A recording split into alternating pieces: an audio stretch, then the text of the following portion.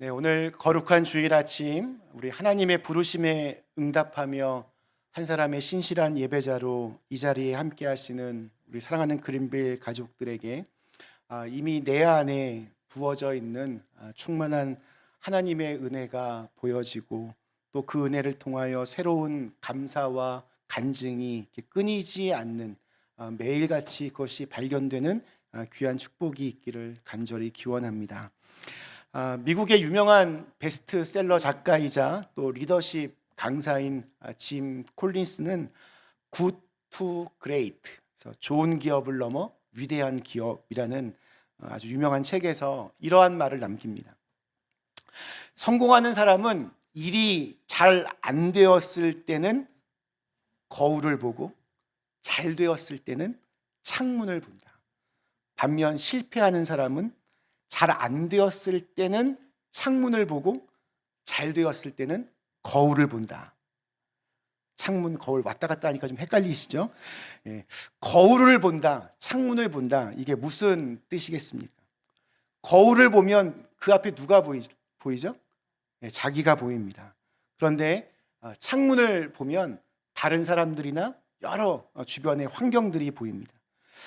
그러니까 성공하는 사람은 일을 하다가 좀 잘 안 되고 실패할 때 거울을 보듯이 자기를 보면서 실패의 원인이 나에게 있다라는 것을 인정한다는 겁니다.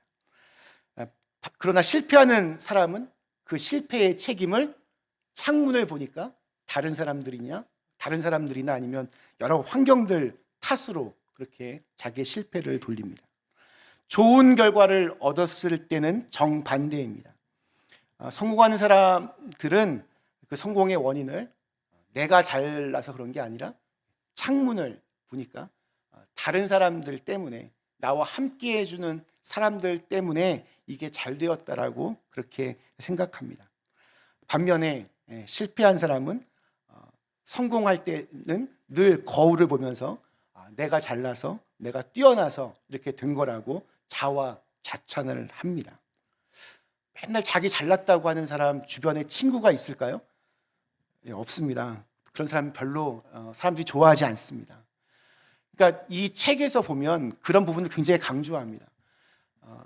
다른 사람들에게 감사할 줄 아는 사람이 성공하게 된다. 왜냐하면 오늘날 우리 시대가 자기 혼자 잘났다고 절대 성공하는 시대가 아니라는 겁니다.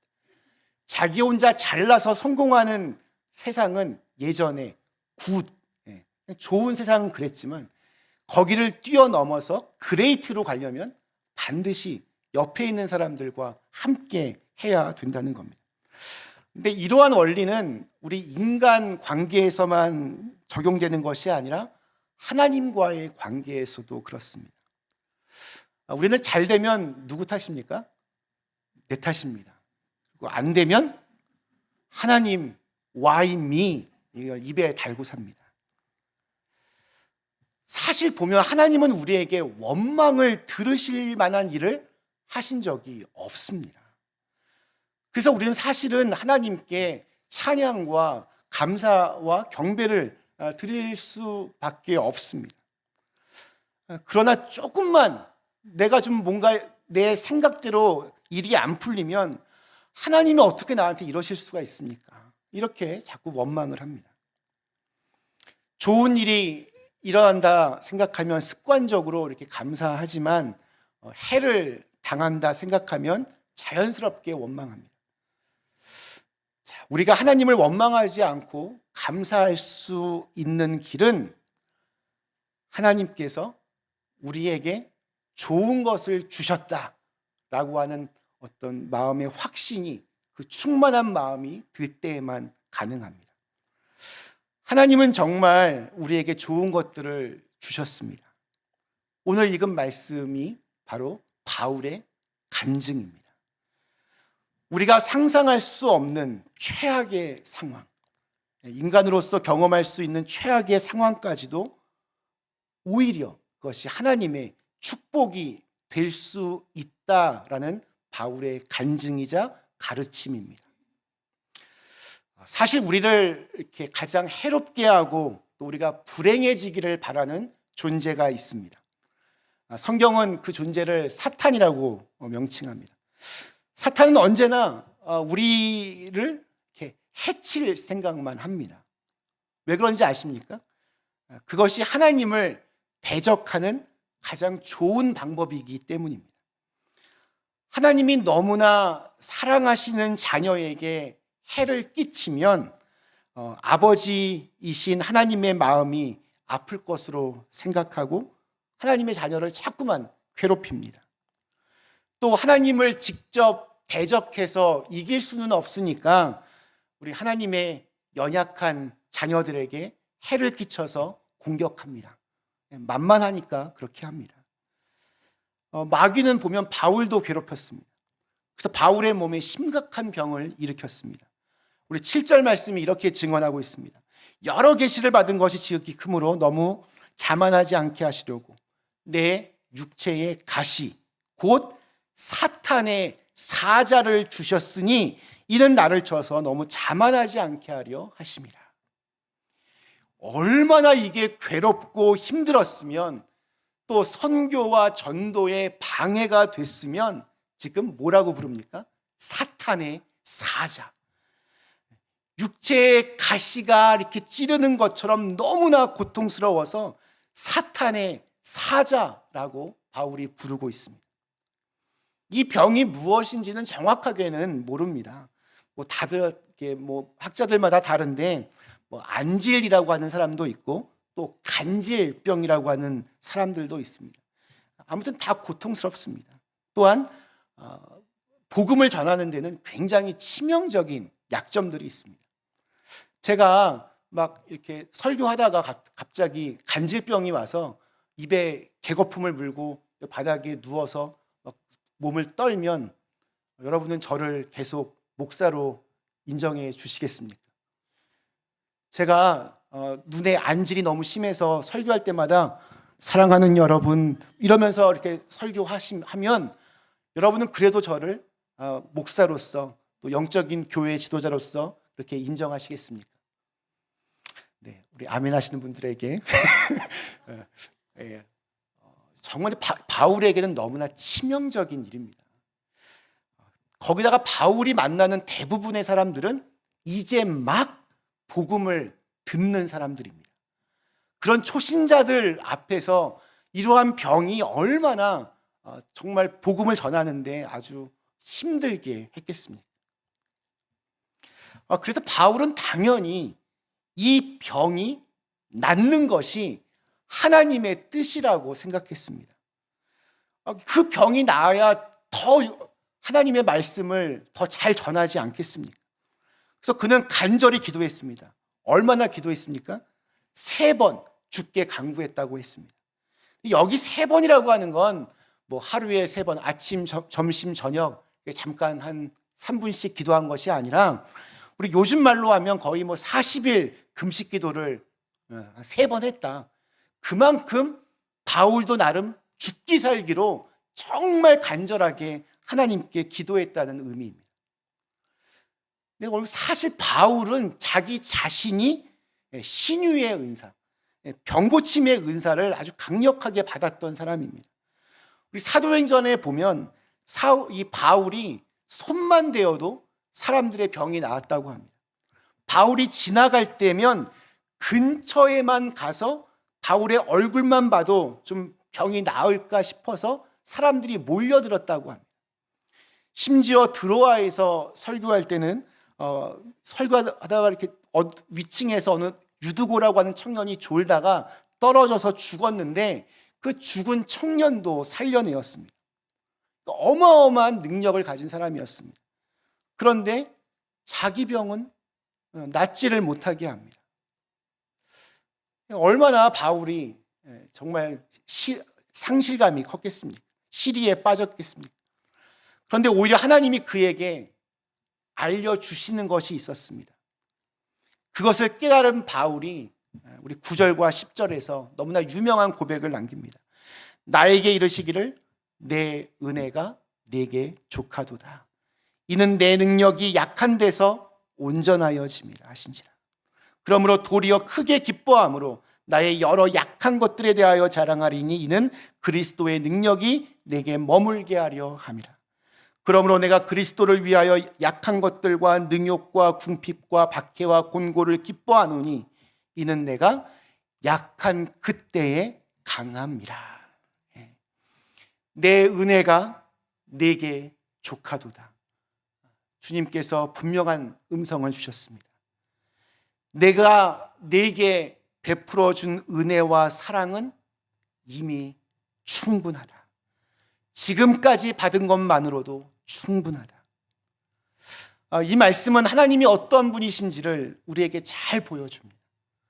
하나님은 세상 모든 것을 주관하시며 이 모든 것이 우리에게 유익하게 되도록 그렇게 이끌어 주시는 분입니다. 마귀가 때로는 우리를 해치려고 주는 괴로움마저도 하나님은 은혜로 바꾸어 주십니다. 사탄이 주는 어려움도 원망이나 불평거리가 아니라 감사의 제목으로 그렇게 바꾸어 주십니다. 그러한 주님의 진리를 깨달은 바울이 고백합니다. 나는 약한 것을 자랑합니다. 보통 사람들은 좋은 것, 강한 것을 자랑하는데 바울은 약한 것을 자랑한다고 합니다. 왜 자기의 고통스러운 것을 더 자랑하고 기뻐합니까? 그것이 바울 자신을 더 강하게 만들어주고 그리스도의 은혜와 능력을 더 많이 경험하도록 나타내도록 도와주기 때문입니다. 자기가 이렇게 약한데도, 이렇게 형편없고 보잘것없는데도 하나님께서 이렇게 써주신다는 것이 너무나 놀랍고 감사하다는 겁니다. 자기의 삶 속에서 이 약한 내 육체의 가시를 통하여 하나님의 능력과 은혜가 드러난다라고 고백을 합니다. 약한 것들을 자랑할 수 있다는 것은 그의 마음에 진심 어린 감사의 마음이 있기 때문입니다. 바울은 어떻게 이런 극심한 고통 속에서도 감사의 마음을 가질 수 있었을까? 그것은 바로 자기를 만나 주셨던, 또 자기에게 새로운 인생을 부여하셨던 그 주님의 은혜를 늘 기억했기 때문입니다. 바울은 과거에 사울이라고 하는 이름으로 교회를 진멸하고 예수 믿는 사람들을 잡아다 감옥에 가두는 아주 포악하고 잔인한 사람이었습니다. 그런데 그런 자기를 주님께서 만나 주시고 복음의 일꾼으로 삼아 주셨다는 것이 너무나 감사한 겁니다. 어떻게 나 같은 사람을 이렇게 써 주시나? 이게 너무나 감사한 겁니다. 그래서 아무리 고통이 오더라도 나를 만나 주신 그 주님을 생각하면 감사하지 않을 수 없다는 겁니다. 생각의 차이가 있는 겁니다. 옛날에 옛날 얘기 중에 소금 장수 두 사람이 무거운 소금을 짊어지고 높은 산을 오르게 되었습니다. 그 산 너머에 있는 마을에 가서 소금을 팔기 위해서입니다. 산을 힘겹게 오르다가 잠시 쉬는데 젊은 소금 장수가 높은 산을 원망하며 이렇게 말합니다. 이 산의 높이가 지금의 반만 되면 얼마나 좋을까? 그러자 좀 나이가 지긋한 소금 장수가 말을 합니다. 자네는 그런가? 나는 이 산이 지금보다 한 3배는 높았으면 좋겠네. 그러자 이 젊은 소금 장수가 깜짝 놀라며 묻습니다. 아니 지금도 이렇게 산이 높아서 우리 쩔쩔 매고 있는데 3배나 높았으면 좋겠다니 이게 무슨 말씀입니까? 그러자 이 나이 많은 소금 장수가 말합니다. 이 산이 더 높아야 저 마을 사람들이 소금 구하기가 어려워서 소금값이 더 오를 것 아닌가. 여러분 이런 걸 가르쳐서 요즘 말로는 빅 픽처, 큰 그림이라고 합니다. 좋은 일이 있을 때 감사하고 나쁜 일이 있을 때 원망하는 사람은 그냥 보통 사람입니다. 예수님을 믿는 신앙인으로서도 뭐 좋은 일이 생기면 감사하고 나쁜 일이 생기면 원망하고 불평하는 사람은 어떤 신앙의 레벨이 낮은 사람입니다. 신앙의 고수는 바울처럼 나쁜 일이 생겨도 감사할 줄 아는 사람입니다. 예수 믿는 사람은 이것이 가능합니다. 나 같은 사람을 구원해 주신 예수님의 은혜가 너무나 감사하고, 내가 힘들 때마다 내 곁에서 나를 안아주시고 위로하시는 성령님의 은혜가 너무나 크고, 삶의 여러 힘든 조각조각들이 언젠가는 다 합력하여서 선을 이루어 가도록 인도하시는 하나님을 믿기 때문입니다. 우리는 그래서 감사할 수 있는 사람이 됩니다. 러시아의 육군 장교였던 알렉산드로 솔제니치는 소련 공산주의 정권 시절에 문서날조 혐의로 체포되어서 재판을 받았습니다. 시베리아에 있는 정치 수용소에 가서 11년 동안을 그곳에서 보냈습니다. 그곳에 있던 죄수들은 상상을 초월하는 고문으로 심각한 고통을 받았고, 이 솔제니치는 그들과 함께 모든 괴로움을 견뎌내야만 했습니다. 하지만 놀랍게도 그는 그 수용소에서 예수 그리스도를 만났습니다. 그로 인해서 완전히 인생이 뒤바뀌는 경험을 했습니다. 그 후에 이 솔제니치는 수용소 군도라는 책을 써서 그 시베리아 수용소의 그 참상을 폭로해서 1970년 노벨 문학상을 수상을 합니다. 그 책에서 솔제니친이 아주 이렇게 짧게 고백을 합니다. 감방이여 고맙다. 감방이여 고맙다. 참 놀랍지 않습니까? 그 무서운 수용소의 감옥도 깜빵도 예수 그리스도의 눈으로 보면 감사한 것입니다. 거기서 예수님을 만났고 거기에서 자기의 인생이 뒤바뀌었기 때문입니다.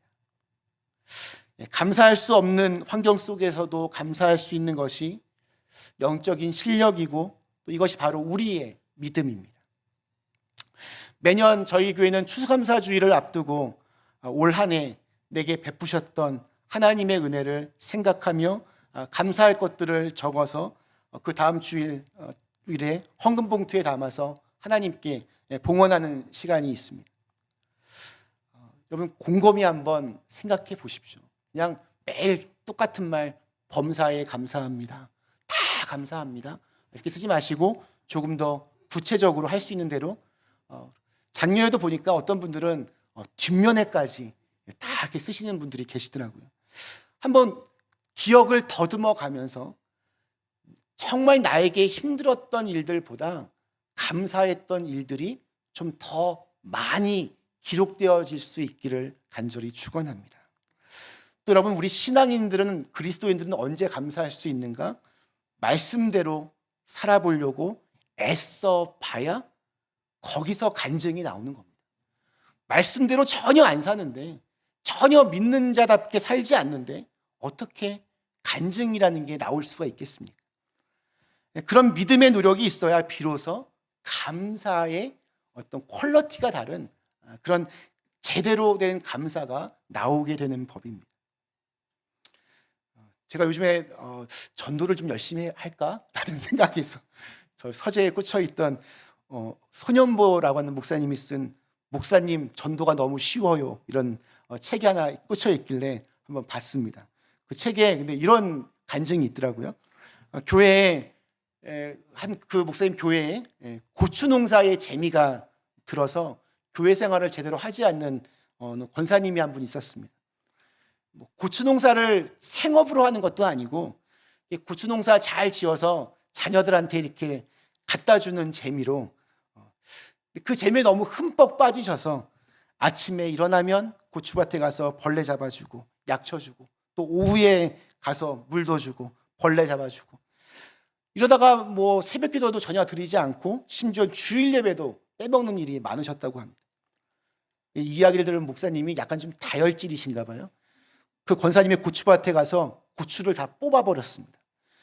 고추마다 그 고추대를 얼마나 단단하게 세우고 줄로 묶어놨는지 고추대를 다 뽑다 보니까 목사님 그 손이 다 긁히고 막 물집이 잡힐 정도였습니다.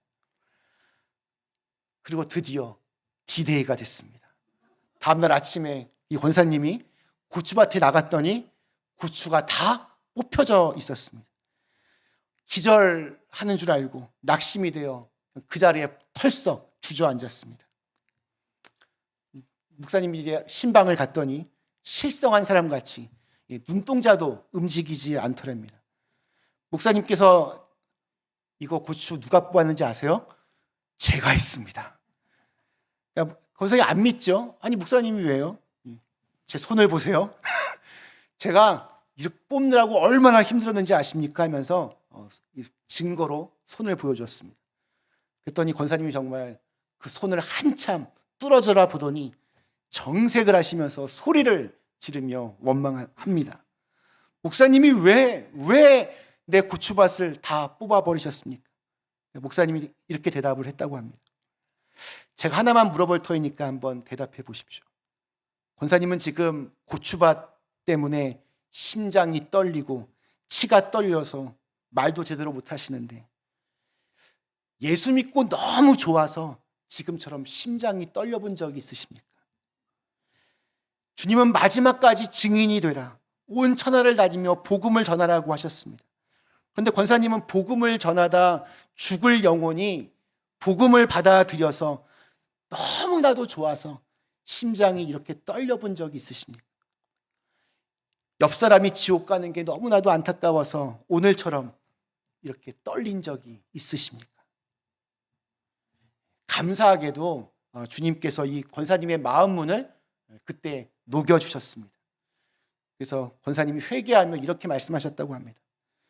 이 고추가 뭐라고? 이 고추가 뭐라고? 생각해 보면 우리들도 그렇습니다. 이 고추가 뭐라고?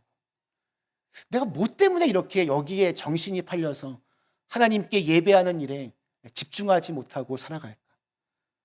이 고추가 뭐라고 하는 고백들 분명히 우리의 삶 속에서도 여러 가지 있을 것 같습니다. 이 권사님은 그때 회개하시고 평소에는 난 전도에는 은사가 없어요 라고 했는데 그의 전도 열심히 하셔서 이분에게 전도되어서 세례를 받은 영혼이 11명이나 되었다고 그 간증에 쓰여 있습니다. 우리가 하나님께 감사하는데 가장 필수적인 요소는 내가 정말로 하나님을 믿느냐에 달려있는 것 같습니다. 정말로 하나님이 믿어지고 또 나를 향한 예수님의 사랑이 믿어지면 신앙생활이 달라질 수밖에 없습니다. 문제는 입으로는 믿는다 고백하지만 실제로는 하나님이 너무 멀리 계십니다. 너무 저 위에 계십니다. 그래서 나하고는 아무런 관련이 없으신 것처럼 그렇게 살아갑니다.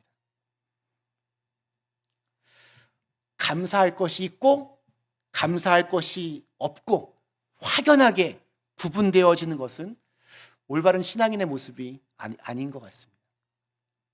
우리는 그럼에도 불구하고 감사하는 사람들이기 때문에 그렇습니다.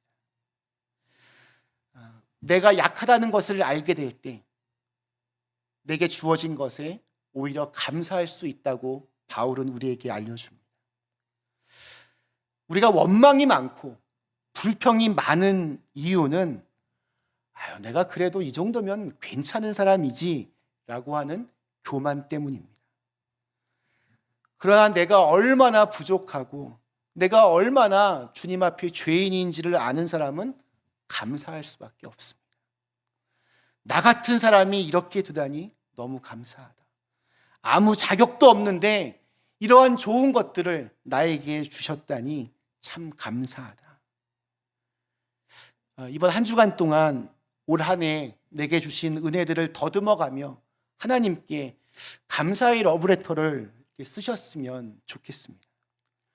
말씀 마치겠습니다. 우리 사랑하는 그린빌 가족 여러분, 우리가 다들 지금 겪고 있는 어려움들이 있고 또 삶의 고통들이 있습니다. 본능적으로 원망과 불평의 말들이 튀어나올 수밖에 없는 현실이 우리를 괴롭히고 있습니다. 그러나 그럴 때일수록 눈을 들어 하나님을 보실 수 있기를 간절히 축원합니다. 하나님이 보이면 내 육체의 가시들이 오히려 하나님의 축복이 될 수 있습니다. 하나님이 보이면 그 사탄의 사자라 할지라도 그것이 오히려 하나님의 은혜를 경험하는 통로가 됩니다. 하나님은 이미 우리에게 부족하지 않은 은혜를 주셨습니다. 충분합니다. 충분합니다. 그 은혜가 무엇인지, 내가 감사할 것이 무엇이 있는지 한 주간 묵상하실 때 우리를 더 깊고 신비하고 강하게 인도하시는 하나님의 손길을 경험할 수 있는 우리 그린벨 가족들 다 되시기를 주님의 이름으로 간절히 축원합니다.